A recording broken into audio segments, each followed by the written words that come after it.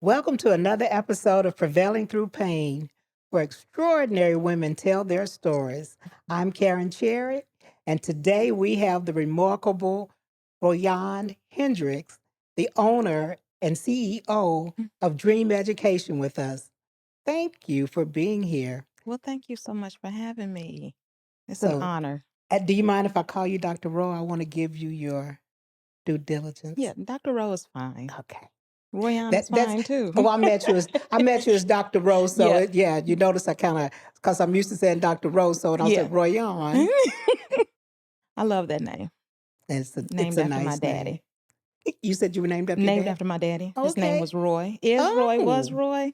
Yeah, and they put a O-R-O-Y-O-N-D on the end. Thought it was really cute. So that's it is funny. cute. My I love father's it. name is Roy. Or was Roy. Your daddy? Mm-hmm. Really? Mm-hmm. My father's name was Roy Kenneth, and my older sister has my mom and my dad's initials. Well, Kenneth.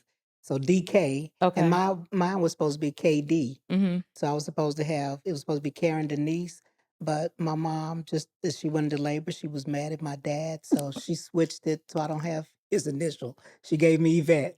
So, but anyway, that's Too another funny. story. Yeah. So did you grow up? You said your dad, you named after your dad. Did you grow up in a two-parent home? I did. I did. I grew up in Chicago, Illinois, on the far south side. Um, Beautiful childhood, two-parent household, average middle class, great morals. Um, they didn't talk a lot about going to college though. They didn't. It was just understood. They never said, okay, y'all got to go to college. It was just, this is the trajectory and this is what you do. But Now that's interesting. You said this was mhm, just understood. So mhm, my parents never talked about going to college, mhm. but that was because college, no one went to college in my family. Okay. So it wasn't an expectation, something you do. It was Mhm. just get through school. Okay. So I Okay. love the fact, I mean, there's a age difference between Mhm. us, but I love the fact that you said that was just, that's what you do. Yeah, and I've had that conversation a few times. I just don't remember them saying you got to go to college or when you go to college. It was nothing like that. It was just understood, just a part of the family. They went to school and they actually put themselves through school. And so I'm just so honored and blessed that they put me through school too.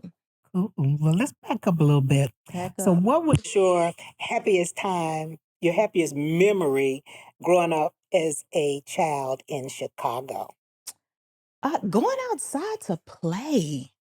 Going outside to play, and as long as those street lights came on, my mother better hear that gate move. But just going outside to play and play tag and kickball in the backyard, and something I really don't see very often nowadays. Everything is just electronics, the internet. And so and you know what? Those friends that I had then Mhm. as a child, they're still my very good friends even now, Oh, that's 50 great. years later. Yeah.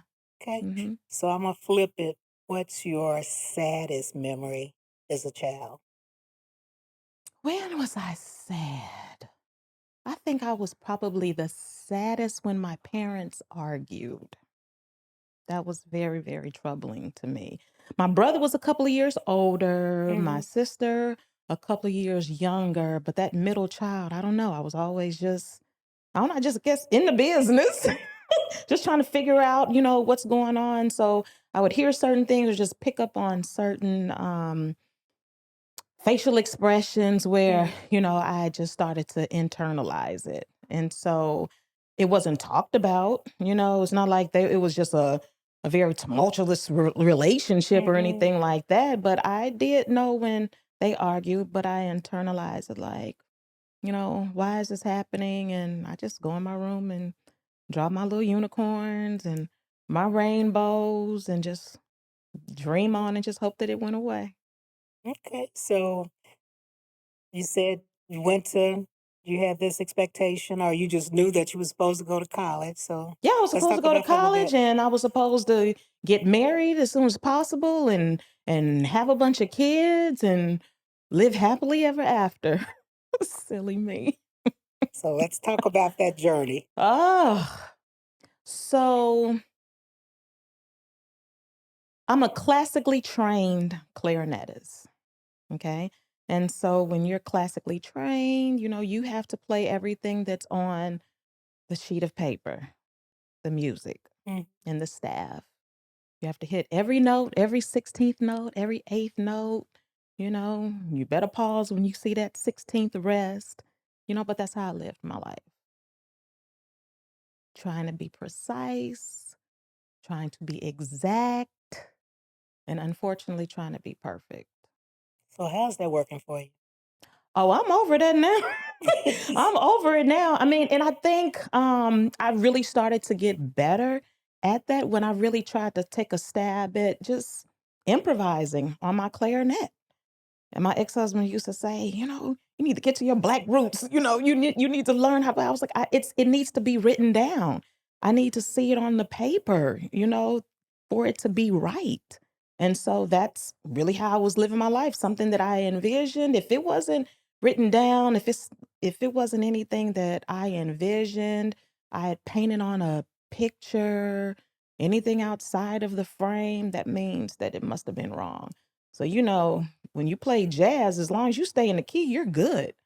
Well, And that I didn't, must have been a lot of pressure. a lot of pressure because naturally I'm just a free spirit, but I had grown into being this person where everything had to be exact, everything had to be right. And growing up, either you're right or you're wrong. There's no in between, I didn't get a sense of it's okay if you're wrong, just grow through it type of thing. The Hmm. woman that I am now, it was just right and it's wrong. And there's nothing wrong with that, but the way that I internalized it, either you're right or you're wrong. And sometimes it's not right and it's not wrong. It's whatever, you want to be and to know that, growth has its twists and turns. So as a middle sibling, Middle. I can only imagine you drove your siblings crazy. And still do. Yeah, the middle child, and that there is some validity and truth in that middle child syndrome, But yeah, I did go by the beat of my own drum, just whatever I felt, I did it. Sometimes it was absolutely insane, but it has really made me to who I am today. Okay. So you went to college right after high school, or you got married? What? Yeah, Which right. way? Yeah, right after college, right after high Mm-hmm. school. I actually wanted to be a firefighter.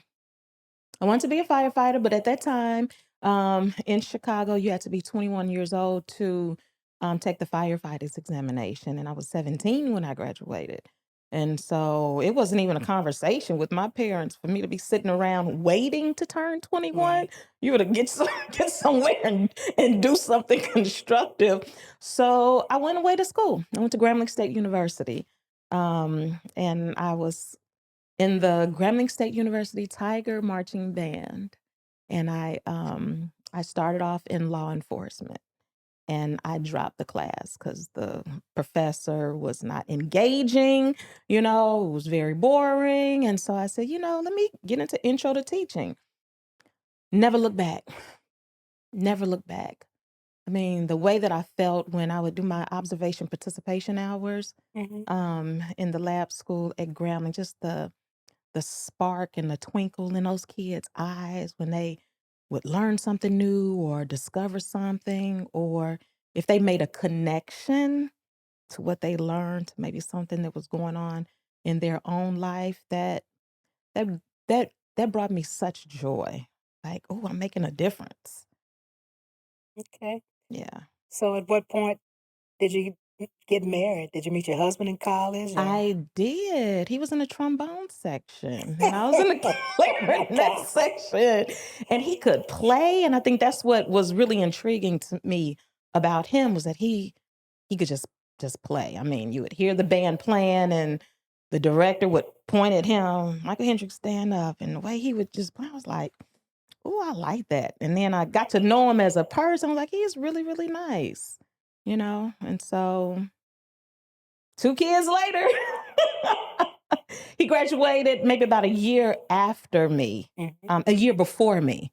And then I graduated with a 6-month-old. We had already had a baby, but he had already graduated and started his teaching career um, in Dallas. And so I followed him to Dallas because not a Patrick child, me shacking up with anybody. I'm like, no, I gave him the ultimatum.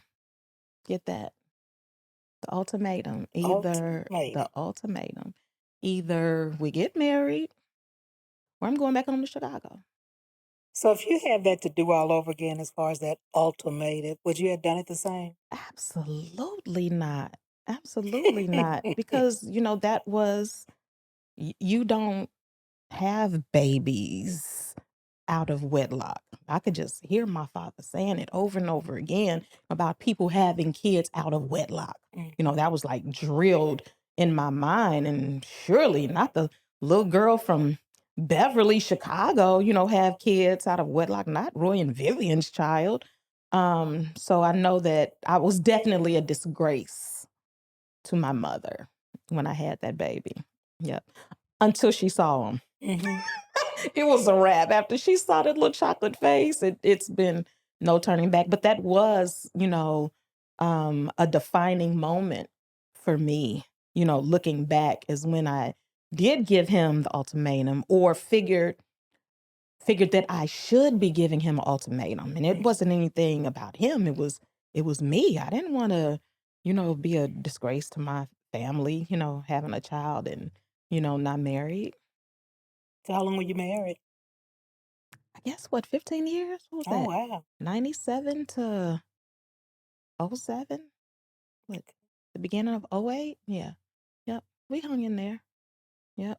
So It was hung, ups and downs, ups and yeah, downs, as marriages are, Yeah, and I yeah. think because it sounds like you were young, so it's growing Yeah, together. 21. Yeah. Like, what? I didn't even know who I was. I didn't know who I was. And then I put the burden on him to make me happy. I needed for Mm. him to make me happy because that's what I thought. You meet somebody and you would hear it on the TV, oh, he just makes me so happy. What a fantasy. What a fantasy. Y'all don't do that.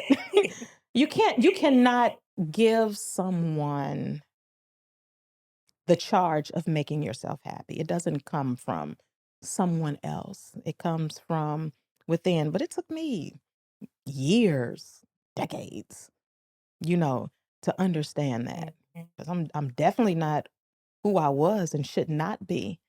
And definitely not the person that I aspire to be either. But what I do know is no one can make me happy but myself. So what point did you realize that, and and whatever that change was that you said, yeah, I'm not happy, or he's not making me happy, and I need to work on me. Because somewhere it sounds like you did that work on you. Yeah, had a real bad drinking problem. Hmm. And when I would drink, um, it's interesting about alcohol for me. I go into this mode of discovering what I like and what I don't like. Hmm. I don't know what that is, through the alcohol. Thank God he pulled me through that era. But I would write down a lot even before the drinking started. I would just write and journal and journal and journal and journal. And just years of journaling, and I would go back and read. I'm like, I'm saying the same thing, but it has nothing to do with him. Doesn't have anything to do with them. You know, I learned that I have the power to make myself happy and call my own shots, and God is the architect of that, you know? And so once I really started to really have a relationship with him, Mm. it's something about when you're by yourself for a certain period of time, and well, not just by yourself, when you take the opportunity to really understand who you are and understand the gifts and the talents that God has given you, and you focus on that. A really dear friend of mine said, "Ro, what you focus on grows. Mm, And that is so true. You know, it's easy to focus on the things that you don't like or point the finger at mhm. somebody. Well, it's because of this, it's because of that. No, it's you. You can stop it. I'm gonna ask you a question. Typically, when we have pain Mhm. somewhere, Mhm. it's that we bury it in Mhm. something, some kind of vice. Mhm. Yeah. Yeah. And I'm gonna ask this, and it's up to you. What do you want to do? Whatever you want to do with it. Mhm. But listening to what you said, growing up in happy childhood, and that trying to, uh, I want to say, be perfect. Mhm. Sounds like from the way you Yeah. described. Do you think that had anything to do with you turning to alcohol? Oh, absolutely. Yeah. Yeah, because then I would look at myself and I wasn't perfection in my eyes. Now, I've always been the life of the party, had a crew of friends and then just different like sets of friends. I never was the groupie type person or, Hmm. anything like that. I just had a lot of different people that, truly did love me. And I never really just focused on that, and if I would have focused on, the gifts that I had and what attracts people to me, um, it would have been different, but I wouldn't have looking back, I wouldn't have changed it because I wouldn't be who I am now had I not had those challenges and those Hmm. experiences and then finally overcoming those challenges and experiences. You know, I mean, at one point, I couldn't stand my ex-husband. Hmm. Could not, but now I can just pick up the phone. What you doing? He'll text, "Hey, baby mama, what you doing? Hey, baby daddy, what you doing?" That's good. And so you just and then you focus on the greatness that people have. Why is it that we dissect people?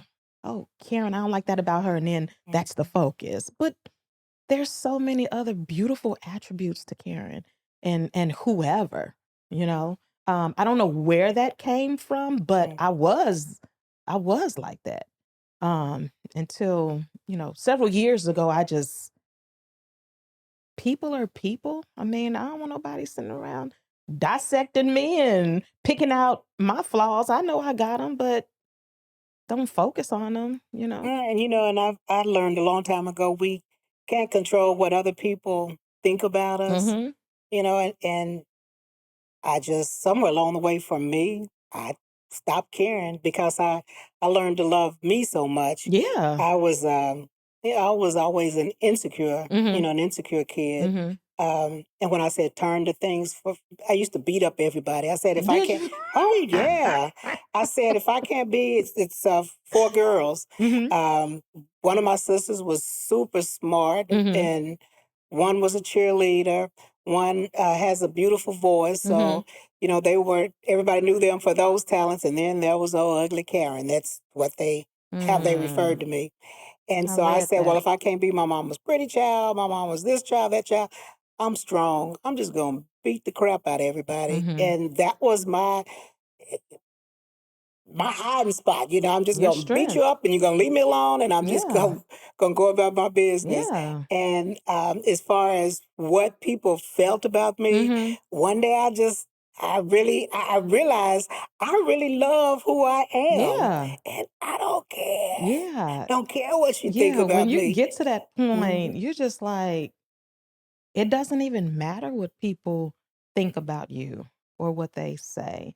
It's interesting that you talked about, you weren't the Hold smartest that one. right for a second. We're gonna take a break and be right Okay. back. Okay. Those in the know SIPS Consults. SIPS Consults is hiring. Confident, competent, and consistent. Starting as a consultant and a volunteer, SIPS has grown into a dynamic group of stellar sterile processing professionals, offering excellent benefits, 401k, and consultant in training program. We are hiring certified technicians, leads, supervisors, interim managers, educators, coordinators. Apply at recruiting@sipsconsults.com or dial 1-866-615-7977. All right, and we're back. So I was saying before we took a break, as far as um, not caring what others thought about me not being smart enough, pretty enough, whatever, that God gave me what He needed me to have. And so I needed to figure it out, and I did. And like I said, after that, it didn't bother me what other people thought about me. I felt like God doesn't make mistakes. So need to figure out what it is that I need to do with what He gave me. Yeah, yeah. And that's the issue too when people say to kids, "Oh, she's so smart," in terms of referring to grades or academics, because when I was little, I didn't think that I was smart. I knew I was funny, you know. I loved art. I loved music, but I didn't know at that time that those were intelligences Yeah. until I got to Grambling and I started really learning about, brain-based learning and developmental stages. And then there are different types of intelligences. There's musical intelligence, there's numerical intelligence, which was not me. But as a teacher, I knew that. And so all of my kids, I would like to think that all of my kids, my students, Mm. thought that they were intelligent because I would focus on, the intelligences that they possessed. And some of them, it wasn't academics, and it's okay if you just build them up with the strengths that they already have, then some things will mature and develop and then others won't, but it's okay. Yeah. But if we talk to kids or even like when I'm doing professional development for teachers and principals, there I always make sure that I focus on that as well because you can miss a lot of who someone is and the gifts that they Mhm. bring if you just focus on academics. Right. I agree. Yeah. I speak to young kids sometimes, Mhm. and I think about even young ladies, or even young gentlemen, young Mhm. boys along the way. Mhm. And I would hear sometimes a parent say to a young boy, "You're not going to be any good. You're just like your dad." Mm. Or I'd hear someone say to a little girl, maybe her hair was a little finer and her skin was a Mm. little more caramel, and Mm. they'd say, "Oh, you're just so pretty. All you have to worry about is getting a husband. Mhm. Some boy's gonna take care of you." And I just think we do so much injustice to, like you said, when we label them a certain way, and Yeah. and you're great, you're great. Mhm. Period. Right. Great at what? And that teachers told my dad that he was incorrigible. Like, what? How do you tell a kid that? And looking back on some of Wow. the things that I would see him doing, I could see why he would do the things that he would do. Like he was very meticulous. Mm-hmm. He filed everything, he insured everything, things had to be in a set order. And I think that did stem from I have to be like this, for me to make it. And back in the 50s, 60s, a black man, you don't tell somebody that, and then just look at what he was able to achieve, based on his mindset. Okay, yeah. Yeah, they told me that, but watch this. But watch this. That's why I told him on his deathbed, Dad, you have lived an extraordinary life. Extraordinary. And I'm so proud of So you said you grew up and I applaud him for that because back then that was just, you just get a job and you just work hard you. and you Mhm. come home and you go to bed and you get up and do it again the next Mhm. day. Um, do you feel that parents were as they demonstrated as much love, that was just a given. We're supposed to know, I love you because I go to work. I love you because I have put food on the table. Karen, people do the best that they can with what they know how to do. Mm-hmm. Who wakes up and say, you know what, I'm just gonna be a bad mama. You know what I mean? I knew that my mother loved me. I did, without a question. But the hugging and kissing all over me and all that didn't happen. And it's Mm-hmm. beautiful to see her do that with, her grandchildren, my nieces and nephews, but she was what, 30 when she had me, and I was in the early 70s, like right after the civil rights movement. She's trying to maintain a job. She's trying to maintain a career, She has a husband and children, it's work, work, work. And so that's something that I definitely appreciate is the work ethic that both of my Yeah. parents instilled in me. Like my grandfather, who I didn't see because he passed away when I was just one, probably, yeah, just before I was one, taught my mother, don't do it, just a that-a-do job, a that-a-do job, Mm-hmm. right? And that's something that she instilled in me and my father. Like, if you're just gonna slop something up, don't even bother putting your name on it. So anything that I do, it's to the best of my ability, And in the past, it was overkill. Overkill. Just do your best. Yeah. Don't try to be perfect. No need to try to perfect it because it will never be perfect. Just like that women's conference that I met you at, Mm-hmm. That's been a dream of mine for a couple of decades. I want a women's conference. I want a women's conference. I'm waiting for the perfect opportunity. I need this money, And when is the perfect time? When is the perfect time? There is no perfect time. Just go for it. The people will come. And Oh, over time, it will get better and better and better.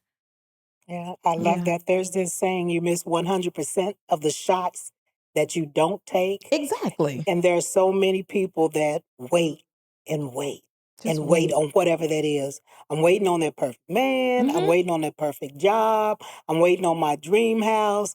And you look up and life has passed you by. Exactly. Exactly. And even with that conference, even now, a childhood friend of mine said, "What do you mean a national tour? You haven't even perfected the conference that you had in Dallas. You're talking about a national tour." I was like, she just don't know the God that I serve now. Not Speaking, religion. I don't do religion. I do not. I just do speak, God. Because I have learned over and over again of all that you can achieve if you just seek him and then give him the glory with everything that you have and able to do. It comes from him. mhm. Yeah. So tell the viewers what you have going on and what's coming up and how they can find you. Oh, wait, what do I have going on? Y'all, I got a lot going on. Well, I have Dream Education Consulting, and Dream is the acronym for Dr. Rowe, Empowering All Minds, and we provide communities with programs and services to support women in leadership, specifically those in education and social services. I'm a big special education advocate. And so I sit in on meetings of children that receive special education services. Um, Also, I love empowering the community through our empowering parent workshops and summits and things like that. So I like to I like to use what I know and the gifts that I bring to inspire.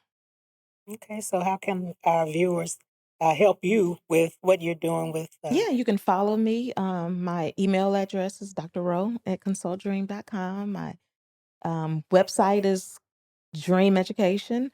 Consultdream.com. On Instagram, I am Dr. Rowe. I need to get better at social media. That's one thing that I'm going to be working on next couple of years is social media. Since you're one that's putting me out there more so because there are stories to tell and there's stories to uplift. Mhm. And that's what we're all Hmm. about, uplifting one another. So Absolutely. thank you for what you do Thank you. for our future generation. I always say it takes special people to pour into our youth Mm-hmm. because they're who is going to be our leaders Yeah. if we're fortunate enough to keep on living. As my grandmother said, just keep on living. So if Yeah. we're fortunate enough to keep on living, Yeah. this is our future generation. So Yeah. thank you for being a Absolutely. guest on the show, and thank you for doing again what you do with the Mhm. youth. Well, thank you for having me. I appreciate it.